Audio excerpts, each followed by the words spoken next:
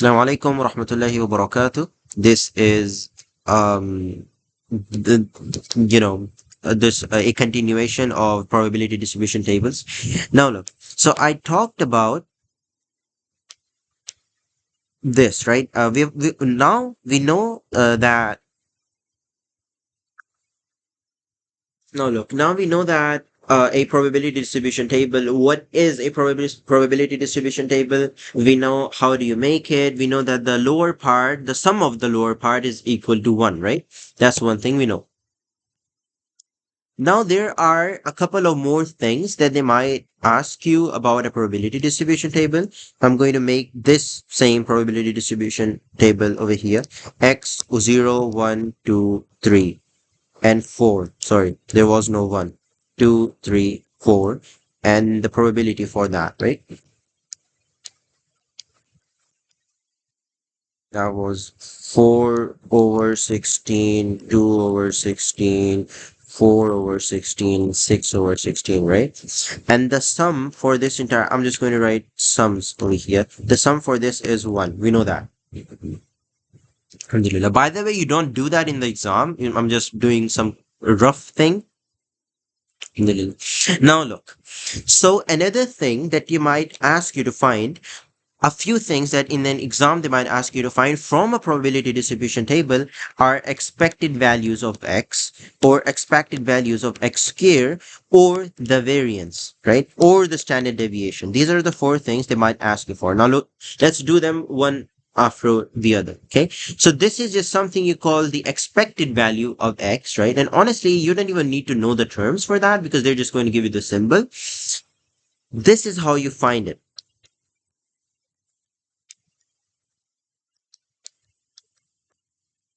So you've got yourself a simple, probability distribution table. In order to find the expected value of x, this is what you do. So you keep on multiplying. You know what? This thing is just equal to the x multiplied by the probability of that, right? Plus, the second x multiplied by, uh, you know, the probability of the second x, and you just keep on going, right? And then you add all of them together. That gives you the expected value of x, right? So 4 times 16, 4 over 16 times 0 is going to give you 0, right? 2 times 2 over 16 is going to give you 4 over 16, right? 3 times 4 over 16 is just going to give you 12 over 16. And 4 times 6 over 16 is going to give you 24 over 16, right?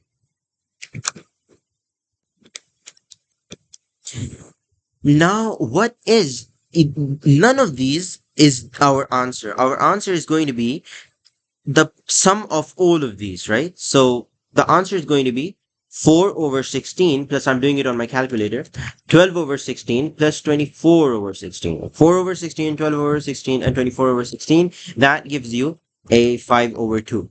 So your expected value of x over here is 5 over 2. Right? This is how you find the expected value of x. So the next time in an exam, if they ask you to find e of x, this is how you find it. E of x or expected value of x, whatever you may want to call it. Okay. Now, e of x square. Now notice one thing. If I say that this thing is equal to x dot px, right, then obviously this is just this entire same thing multiplied by another x. So if I write it another way, this is just x dot p of x. It's just that. So like the expected value of x square is just the same thing as the expected value of x. It's just that you multiply another x to it, right? So the easiest way to do it is this, the one I'm, making a rectangle around it, this one, okay? Because normally I'm going to tell you one thing. They're never ever going to ask you in the exam to like straight directly find this.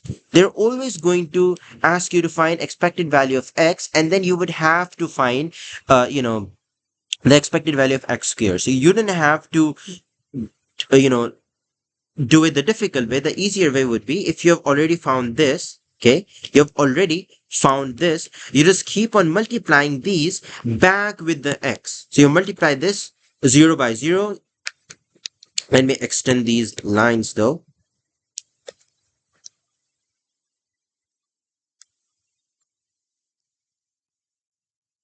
right? And that would be just x dot p of x. And that was just x dot p of x. Okay. 0 times 0 would be 0.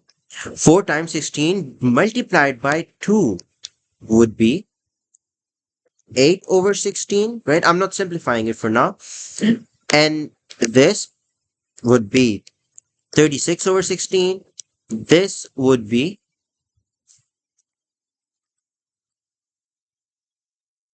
96 over 16, right? This is how you do it. And then its entire sum would be the expected value of x squared. If I do it this way, that would be 8 over 16 plus 36 over 16 plus 96 over 16. That gives you a 35 over 4. So you've got yourself the values for both of these. Expected value of x was 5 over 2, right? And the expected value of x squared was 35 over 4. It's just this simple. This is just what a probability distribution table is. Just that. Just that. And the last thing is variance and standard deviation. Now look, variance and standard deviation just means how much your data is spread out, right?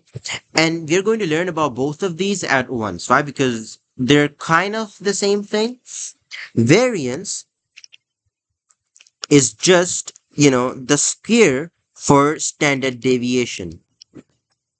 It's just the square for standard deviation. Normally, every time they give you a probability distribution table, they don't ask you to find the standard deviation.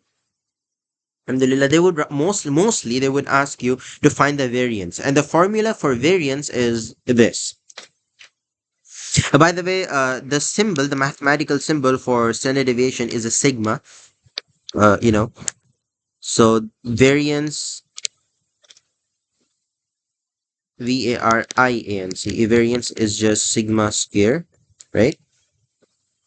So the every time they ask you to find variance, the formula would be, you know,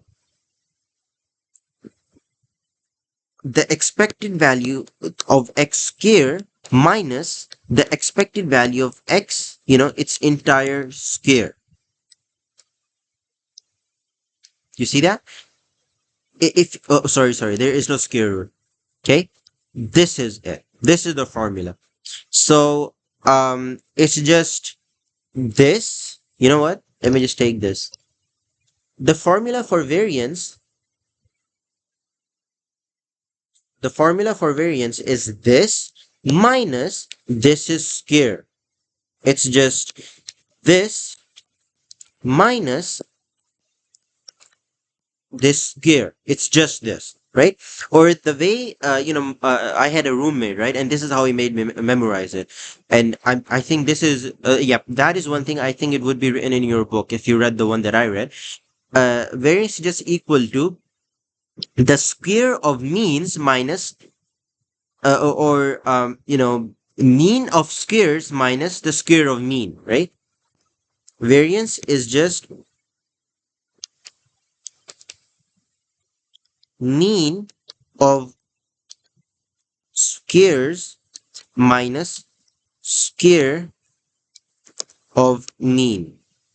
That's it, right? It's literally just this. So this is exactly how you find. So the variance for this scenario for our question is going to be 35 over 4 minus 5 over 2's whole square, and this is how you get your answer, right? Now if they somehow they do ask you to find the standard deviation, the answer for that would be exactly the formula of variance. It's literally the same with a slight difference. Then you put a square root on top of that. It's just this simple. So if they try to find, if they ask you to find, the standard deviation, you just write exactly the formula of variance, and then you just put a square root over it. That's just kind of like the shortcut way of thinking about it or having it memorized. But variance is equal to standard deviation or sigma square. So obviously, the sigma is going to be equal to square root of variance. It's just that, right? If you do want to know the concept, this is it. That was it for today's video, and alhamdulillah, we're done. We're finally done with most of the stuff in we're kind of almost done with everything in probability, right? Most of the stuff is something that you're going to learn through past paper practice, but you know, I think 7 parts, and you're done with probability. Inshallah ta'ala, from the next lecture, we're going to be focusing more on the distributions. There is, geometric distribution, binomial distribution, and normal distribution, and then there are different topics like combinations, permutations, and then there's also the main data representation. I should have taught that first, but I don't know. I just felt like doing probability first. That's it. And inshallah ta'ala, I'm going to see you in the next video. Till then, assalamu alaikum wa rahmatullahi wa barakatuh. Sign. That's just something I usually do. Okay.